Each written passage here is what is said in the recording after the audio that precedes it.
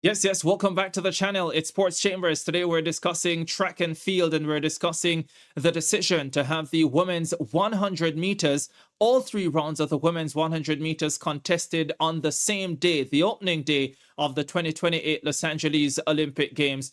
And of course, I don't need to get into the details of what it could possibly mean for the women and all of that. Certainly, I don't agree with the decision. I think it is unfair on the women. I think it could likely impact the quality of the performances. It could likely lead to injuries for a lot of these women. And so many of the leading coaches have said that already. Julian Alfred, the reigning Olympic champion, her agent, Henry Roll himself, a former coach, he coached Keron Stewart to Olympic 200 bronze in 2008 and 100 silver. So he has great pedigree as a coach as well. They have written to World Athletics saying that, listen, you will not get a favorable response from Julian Alfred because essentially this is madness and this is not good for the women's sprints. So all of that, we've seen the reactions. I'm sure a lot of you watching this are disappointed, are upset at the decision made by World Athletics, the IOC, and the Los Angeles 28 organizing committee in tandem, of course, because they work together. But I want to zone in on something that Stephen Francis, the head coach of the MVP Track and Field Club, and the man who has coached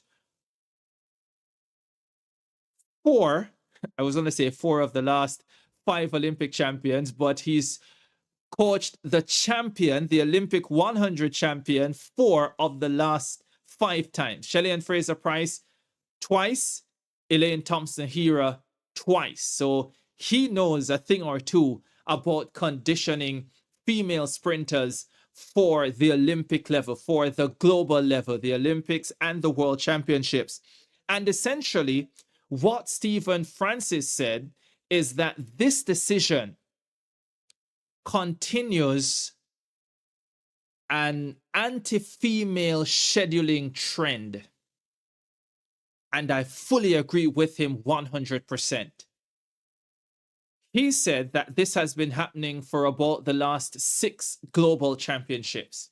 And so I decided I would go and I would do some research to see if what Stephen Francis is saying makes sense. And people, it makes a whole lot of sense. So I'm going to go back, starting with Doha 2019. There was no rest for either the men or the women between the 100 and the 200 meters. The men went first, both for the 100 and the 200. So they contested the 100 on days 1 and 2 and started the 200 on day 3. The heats of the men's 200 meters started at 8:05 p.m. local time on day 3. A day later, the heats of the women's 200 started, just like the men, a day after their 100 final, but it started at 5:05 p.m. And you may look at that and you may say, but that's not significant. I mean, a 3-hour difference, 5:05 p.m., 8:05 p.m. But it was probably the start. Stephen Francis calls it anti-female sprint scheduling. I call it disrespect to the female sprinters. In 2021 at the Tokyo Olympics, they rested 1 day between the 100 and the 200 heats, but they then had to contest both the heats and the semis on the same day. That wasn't so bad because the men and the women were subjected to similar conditions. But then let's go to Eugene 2022 at the World Championships. The men got a day's rest. The women got none between the 100 and the 200 meters. So the women ran the 100 final on day 3, and the next day they were contesting the 200 heats on day 4. A year later, 2023, World Championships again, Hungary. The women got to rest 1 day between the 100 and the 200 meters. Guess how many the men got? 2 days rest between the 100 and the 200 meters. And to Paris we go for the Olympic Games in 2024. And this is probably where it was at its worst, because both the men and the women got 0 days off, by the way. But the women had to contest the heats of the 200 meters less than 12 hours after the 100 final. And you remember Julian Alfred, who had won the 100 title, the St. Lucian, complaining about how tired she was, having to come back the next morning to contest the heats of the 200 meters. And this is after you've had to deal with anti-doping, you've had to deal with the media. You're thinking about you need time to get something to eat. By the time you fall asleep, you have to get up, be ready to warm up, to go and run again. It was unbelievably inconsiderate to ask that of the women in Paris. But if you remember, it wasn't the same for the men. Yes, they didn't get a day off either, but their 200 first round was not until the evening following their 100 final. So almost a full 24 hours, or close to 24 hours, while the women had less than 12 hours. You see the trend? You see the trend? So Stephen Francis is very much right. There has been a trend of, in a way, marginalizing the female sprinters. I don't know what research World Athletics did that told them that the women can go multiple rounds in a shorter space of time, while the men need these longer rest periods.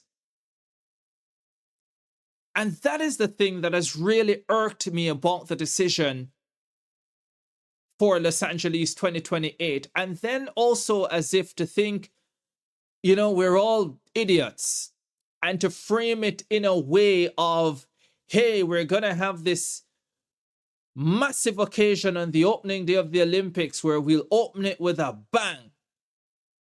And the women will have the 100 final on that day, when you are asking them to run all 3 rounds in 1 day, while the men get to do their 3 rounds in what has become the traditional 2 days. There is a trend, ladies and gentlemen, and that is the worrying thing about what has happened here. Now, I want to see the science that says the women are more capable, the women are at less of a disadvantage of doing it than the men. Because why is it so consistently the women are put in this position or in similar positions, and the men are not put in those positions? It is unfair to the women.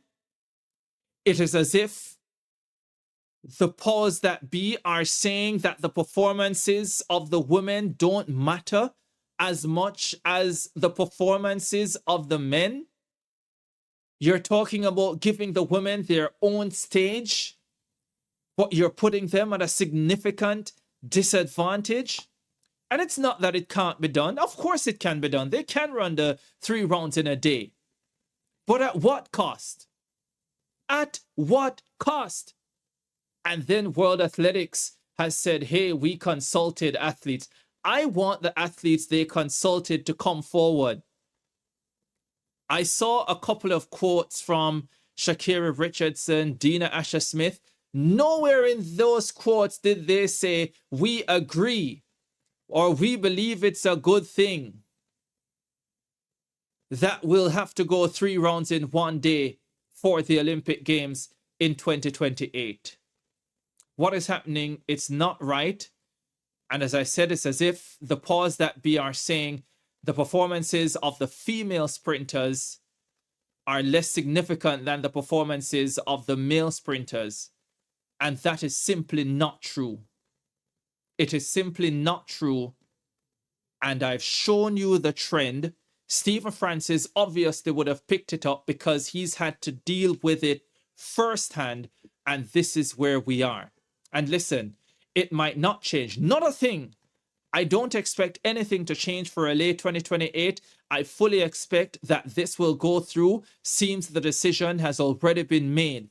But like Julian Alfred, who has written to World Athletics through her agent, other global female sprint stars need to do the same. They need to send a strong signal to World Athletics. They need to send a strong signal to the IOC. They need to send a strong signal to the LA28 organizing committee that this is not right and they will not stand for it going forward. And just in case as well, World Athletics gets any ideas about doing something similar for the World Championships in 2027, the signal needs to be sent and it needs to be strong. And it is the female sprinters across the globe who now need to come together and say, we don't like where this trend is going. We don't like how it will end up in LA. But whatever decisions have already been made, it should stop after LA. Hey, maybe we can even get it changed before LA. I doubt that very much. But it should not happen post that. And all these women, all these female sprinters and coaches need to be stepping up and letting their voices be heard in a significant way. This isn't right. Yeah? That's my take on this matter. I want to know what you think about it as well. Leave a comment. Remember, share, subscribe, and keep it locked to Sports Chambers.